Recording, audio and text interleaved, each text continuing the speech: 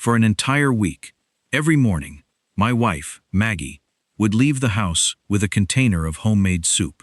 "Our grandson Cody still has a fever," she'd say, her voice soft. "I'll be home before dinner." And every single time, I believed her. I had no reason not to. We'd been married for over 4 decades. Our son, Derek, was her only child, and Cody, our 6-year-old grandson, was the light of her life. Then, on a cool Monday morning, I decided to surprise them. I picked up an apple pie from Henderson's Bakery, Maggie's favorite, with the lattice crust and a dusting of cinnamon sugar. And for Cody, a box of old-fashioned wooden building blocks, the kind he'd pointed at during our last shopping trip. I figured a 6-year-old could use some cheering up. I figured wrong. I pulled into Derek's driveway just before 9.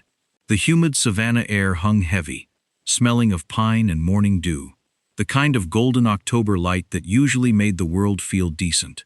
I cut the engine and reached for the bags on the passenger seat. That's when I heard it. Laughter. Not the weak, sleepy kind you'd expect from a child who'd spent a week in bed with a fever. This was full, bright, uninhibited laughter. The kind that bounces off walls and spills out through open windows. I stepped out of the car, slowly, bags still in hand, and stood there on the driveway, listening. A second later, Cody came tearing around the side of the house, a soccer ball tucked under his arm. His cheeks were flushed red, not from fever, but from running. He was wearing his Spider-Man sneakers, grinning from ear to ear. "Grandpa!" He spotted me before I could move. "What are you doing here?" My chest tightened in a way I hadn't expected. I crouched down, opening my arms, and he ran straight into them, all bony elbows and wild energy. I hugged him back, holding on a second longer than usual. "Hey, buddy," I said, keeping my voice easy. "Heard you weren't feeling well." Cody pulled back, wrinkling his nose. "I feel great. I've been practicing my corner kicks. Want to see?" I looked at him, really looked at him. Bright eyes, pink cheeks, not a trace of illness anywhere on that little face. My throat went dry. "Maybe in a minute, buddy," I managed. "Is your dad home?" "Yeah, he's inside with Grandma. They're talking in the kitchen." I set the bags down on the front step and put a finger to my lips. "Don't tell them I'm here yet, okay? I want to surprise them." Cody pressed his lips together with delight, nodded dramatically, and ran back toward the yard. I straightened up, exhaled slowly, and walked along the side of the house toward the kitchen window, the one that always sat half open because Derek never bothered fixing the latch on the screen. Their voices reached me before I got there. "He still doesn't suspect anything." That was Derek's voice, low, relaxed, the same tone he used when he was closing a real estate deal and feeling good about it. "Are you sure?" Maggie's voice was quieter, a thread of something tight running through it. "Positive. He thinks you're up here nursing Cody every day. He's got no reason to think otherwise." A pause, the sound of papers shuffling. "Just a few more days. He'll sign it without even knowing what it is." I pressed my back against the siding, my hand gripping the window ledge. The wood was rough and warm from the morning sun. "And if he refuses?" Maggie asked. Derek's voice dropped a fraction, cooled in that particular way it did whenever he stopped bothering to perform warmth. "Then we go to Plan B." There was a silence after that, the kind that fills itself up with everything no one is willing to say out loud. I stood outside that window for what felt like a long time. The October sun was warm on my face. A mockingbird went through its repertoire in the magnolia tree by the fence. Cody's soccer ball thumped rhythmically against the side of the garage. Everything around me was exactly the way it always was. And yet, in the space of 2 minutes, the entire architecture of my life had developed a crack I didn't know how to measure. The woman who had slept beside me for 41 years. The son I'd driven to Little League games and helped move into his first apartment and danced with at his wedding. They were talking in a kitchen that smelled like the coffee cake Maggie always made on Monday mornings, planning something they couldn't say to my face. I walked back to the front step. I picked up the bags, the pie, the building blocks. I set them down again just inside the front door where they'd be found. And I walked back to my car without making a sound. I didn't call out, didn't knock, didn't go inside. I just sat behind the wheel for a moment, both hands resting in my lap, looking at the house I had helped Derek and his wife Stacy pick out 12 years ago. The house I had co-signed the original mortgage on when the bank needed more collateral. The house where my grandson was currently kicking a soccer ball around a yard, healthy as a horse, while someone inside used his supposed illness as cover for whatever it was they were building against me. I started the engine. The whole drive home, one question turned over and over in my head, slow and relentless as a millstone. Sign what? I got home before Maggie did. I parked in the garage, walked through the side door into the kitchen, and stood there for a moment in the middle of the room. Just stood there, looking at the house I had built with my own 2 hands. Not metaphorically, literally. I had poured the foundation of this place in the summer of 1987, working weekends alongside 2 college friends who owed me favors. I had framed the walls, laid the subflooring, run the electrical in the master bedroom myself, because the contractor quoted me 3 times what I thought was reasonable. Every room in this house had a memory attached to it that went deeper than wallpaper or paint. The kitchen smelled like 30 years of Sunday mornings. The hallway still had the scuff marks where Derek used to drag his hockey bag down to the car. I walked to the armchair by the front window, the one I'd had reupholstered twice and refused to throw out no matter how many times Maggie suggested it, and I sank into it. I had to know what they were planning. My mind raced, trying to connect the dots. Sign what? It kept coming back to that. Was it about the house? My investments? My pension? The possibilities were endless and terrifying. I felt a cold dread settle in my stomach, a feeling I hadn't known since my own father passed away unexpectedly. When Maggie finally came home, her canvas tote bag lighter than usual, she offered me the same tired smile. "Cody's fever finally broke," she said, almost a whisper. "He's much better." I nodded, forcing a smile. "That's wonderful news, dear." The lie tasted like ash in my mouth. I watched her move around the kitchen, humming a tune, completely oblivious to the earthquake that had just rocked my world. Or was she? The thought gnawed at me. Could she really be a part of this? The woman I loved, the mother of my son. That night, I couldn't sleep. I lay awake, replaying every conversation, every interaction, searching for clues I'd missed. The next morning, I called my lawyer, Carol Jenkins. She was a sharp, no-nonsense woman who had handled my business affairs for years. I told her everything, leaving out no detail, from Cody's fever to the hushed conversation at the kitchen window. Carol listened patiently, her expression unreadable. When I finished, she leaned forward, her voice calm but firm. "Mr. Harmon, this sounds like a clear case of elder fraud and coercion, especially if they're trying to get you to sign something without your full knowledge." She wrote something on her legal pad and underlined it twice. "Do not sign a single word. Not your initials, not your name, not a date. If he hands you a document, you tell him calmly that you'd like to take it home and review it carefully before signing anything. That is completely normal behavior for a man of sound mind, and it denies him the one thing he needs most right now." She continued, "I'm also going to connect you with an FBI forensic document examiner named Agent Rebecca Moss out of the Savannah field office. She specializes in questioned document analysis, forged signatures, altered legal instruments, fabricated records. Her findings will carry federal evidentiary weight that no state court can dismiss."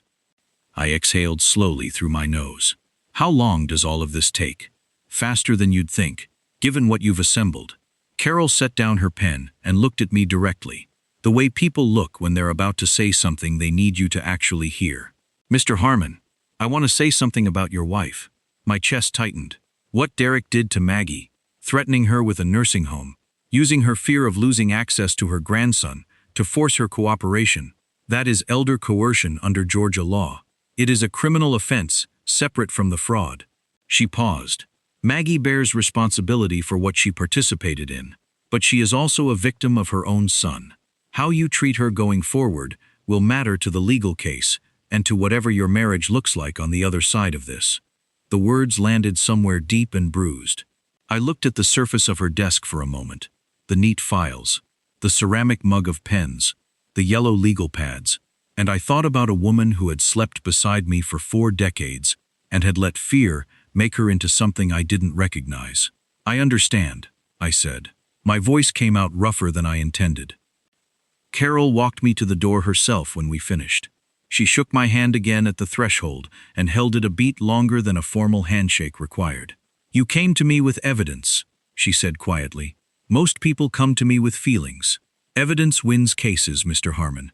You've given us a very strong case."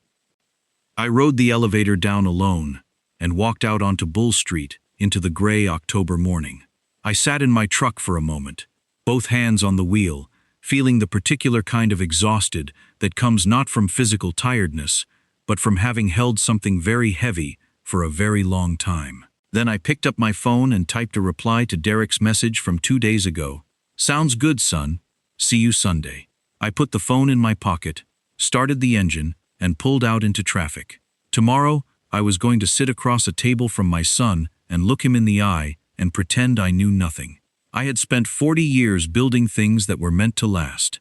Tomorrow, I was going to find out how well I could hold myself together when everything I built was being dismantled from the inside. Sunday came the way difficult days always seem to. Too bright, too ordinary. The kind of morning that has no business looking as peaceful as it does, given what it's carrying underneath. I drove to Derek's house, the same route I always took, down Abercorn, left on Victory, into the neighborhood, with its newer construction and wide driveways and young oak trees that hadn't had enough decades yet to grow into themselves. I parked in the same spot I always used, cut the engine, and sat there for exactly 30 seconds, with my hands in my lap, running through everything Carol had told me the day before. Don't sign anything. Stay calm. Let him lead. Watch. I got out of the car and rang the doorbell like a man who had nothing on his mind except Sunday lunch. Stacy opened the door. Derek's wife, 41 years old, dark hair pulled back, wearing an apron that still had flour on it, from whatever she'd been baking. She was a quiet woman, always had been, the kind of person who observed more than she spoke. She gave me a smile that didn't quite reach her eyes. "Walt, come in. Come in." She stepped back, wiping her hands on the apron. "Derek's in the living room. Lunch is almost ready." "Something smells incredible," I said, and I meant it. The house smelled of roasting garlic and something sweet from the oven. Under different circumstances, I would have felt genuinely welcome. Cody hit me like a small freight train from across the living room, wrapping both arms around my waist and pressing his face against my ribs. "Grandpa? Grandpa's here." He tilted his head back and beamed up at me with the open, uncomplicated joy that only small children manage, and my heart cracked clean down the middle. I held on to him for a moment longer than I should have. "Hey there, buddy." I ruffled his hair. "You've been practicing those corner kicks." "Every single day," he said proudly. "Daddy says I'm getting better." "And Daddy's right about that one," I said. Derek came in from the back hallway, dressed casually. Khakis, a button down with the sleeves rolled, wearing the easy smile he deployed when he wanted something and was confident he was going to get it. He extended his hand, and I shook it, and for one moment we looked at each other, and I held his gaze with everything I had, steady, warm, giving him absolutely nothing. "Dad," he clapped me on the shoulder. "Good to see you. Glad you could make it." "Wouldn't miss it," I said. Lunch was a masterpiece of ordinary family behavior. Stacy's roast chicken was as good as it smelled. Derek talked about a commercial property deal he was working on in Pooler. He asked me questions about the garden, laughed at one of Cody's jokes with exactly the right amount of paternal delight. Maggie, who had arrived separately, without telling me, was quiet throughout the meal, her eyes darting between me and Derek, a nervous energy about her. I could feel her tension, a silent plea in her gaze. After the meal, as Stacy cleared the table, Derek led me into his study. The room was neat, organized, a stark contrast to the chaos I felt inside. He pulled out a stack of papers.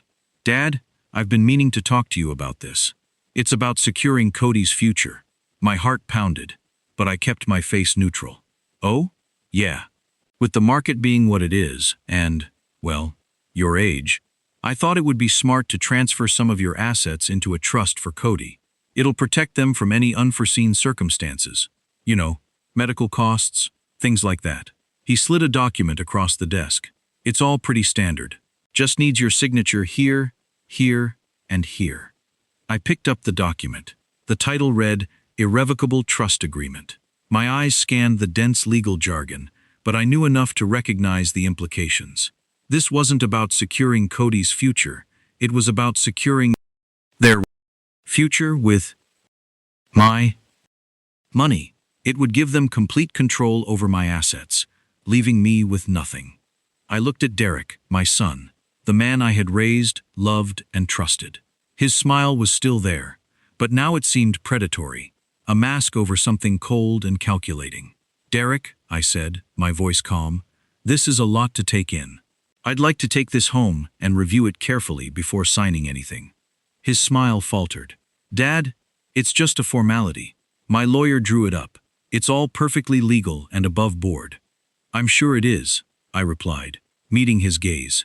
But it's a significant decision. I want my own lawyer to look it over. The air in the room grew heavy. Derek's face hardened. The easy smile vanished, replaced by a flicker of anger. Dad, we don't have time for this. It needs to be done now. I understand your urgency, I said, my voice unwavering, but I won't be rushed into something this important. He slammed his hand on the desk. This is for Cody. Don't you care about your grandson's future? I care deeply about Cody, I said, my voice low, which is precisely why I need to be absolutely sure about this. The confrontation escalated. Derek's words became sharper, laced with thinly veiled threats. He brought up my health, my forgetfulness, even suggested I might be losing my faculties. It was a cruel tactic, designed to make me doubt myself, to make me feel vulnerable. But I held my ground. I remembered Carol's words. Stay calm. Let him lead. Watch.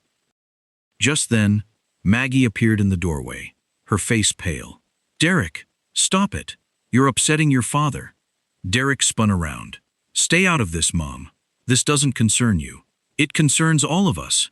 Maggie's voice trembled, but there was a newfound strength in it. He's right. He needs to review it. Derek glared at her, then back at me. He knew he was losing. He knew I wouldn't sign. The plan B he'd mentioned, whatever it was, would have to wait. Fine, he spat, snatching the document from my hand. But don't come crying to me when things go south. I left his house that day, with the document still unsigned, but with a heavy heart. The betrayal was real, raw, and undeniable. The next few weeks were a blur of legal meetings, phone calls, and quiet conversations with Maggie. She confessed everything, her voice choked with tears, explaining how Derek had manipulated her, threatening to cut off her access to Cody if she didn't cooperate. He'd even gone so far as to suggest I was becoming incapable of managing my own affairs, hinting at a nursing home if she didn't help him secure my assets. The fear of losing Cody, the fear of being alone, had made her vulnerable. It didn't excuse her actions, but it explained them. Carol and Agent Moss worked quickly. The evidence I had gathered, combined with Maggie's testimony and the forensic analysis of the irrevocable trust agreement, which contained several suspicious clauses, built an ironclad case against Derek. He was charged with elder fraud and coercion. The legal battle was painful, tearing our family apart in ways I never imagined. Derek refused to acknowledge his wrongdoing, blaming everyone but himself. Stacy, caught in the middle, was devastated. She had been largely unaware of the extent of Derek's scheme, though she admitted to having suspicions. Months passed. The holidays approached, a time usually filled with joy and togetherness, now tinged with sadness and uncertainty. One evening, a few days before Christmas, Maggie came to me, her eyes red-rimmed. I called Stacy, she said quietly. I told her I was sorry. For everything. I looked at her, truly looked at her. The fear was still there, but so was a glimmer of resolve, a strength I hadn't seen in years. What did she say? She cried. A lot, but she said she understood. She said she missed me. That Christmas Eve, our house was quiet, too quiet. The usual festive chaos was replaced by a somber stillness. Then the doorbell rang. It was Stacy, her eyes a little swollen, but with a tentative smile. She carried a plate of her famous gingerbread cookies. Maggie opened her arms without a word. Stacy walked into them and cried, and Maggie held her and said, "We're family, we find our way back." Then the front door opened again. Cody. He came in like he always did, at full speed, arms windmilling, wearing a Christmas sweater that lit up with actual blinking LEDs. He launched himself at me before I had even turned all the way around, and I caught him and held him up. And he grabbed my face in both his small hands and said, "Grandpa, your cheeks are scratchy."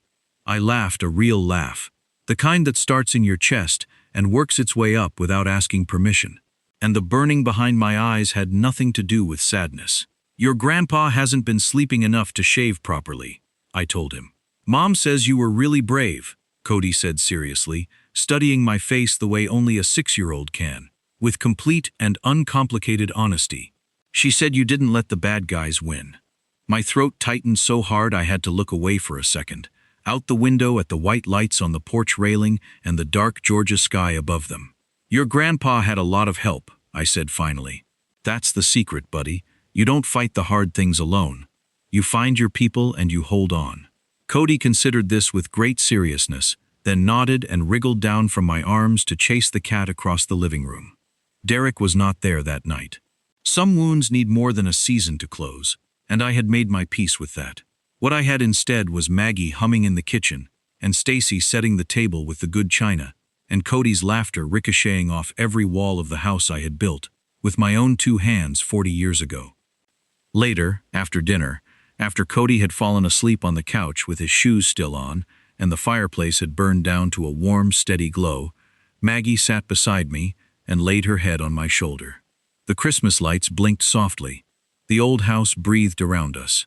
"We made it," she said. I pressed my lips to the top of her head. "We made it," I agreed. I had gone into that fight with nothing but the truth and the people willing to stand beside it.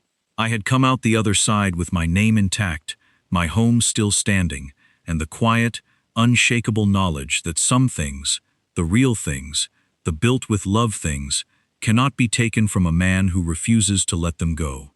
I was 72 years old, and for the first time in a long time, I was not afraid of what tomorrow would bring. I was ready for it. People ask me sometimes whether I regret the way things unfolded, whether I wish I had seen it sooner, moved faster, trusted less.